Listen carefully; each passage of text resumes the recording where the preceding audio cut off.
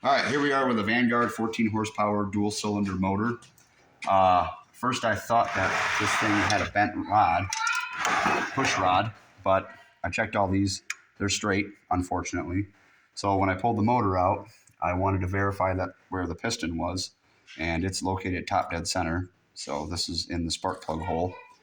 And just to confirm that it is a broken connecting rod, I'll leave that in there and then hit the starter, and you guys can see what it sounds like to see if your motor sounds like this.